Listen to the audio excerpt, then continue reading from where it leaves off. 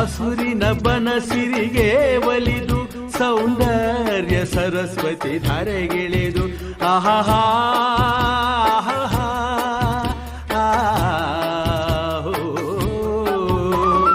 ಹರಿಯುವ ನದಿಯಲ್ಲಿ ಜಾಡಿ ಹೂವನದಲ್ಲಿ ನಲಿಯುತ್ತ ಓಲಾಡಿ ಚೆಲುವಿನ ಬಲೆಯ ಬೀಸಿದಳು ಈ ಗಂಧದ ಗುಡಿಯಲ್ಲಿ ನೆಲೆಸಿಹಳು.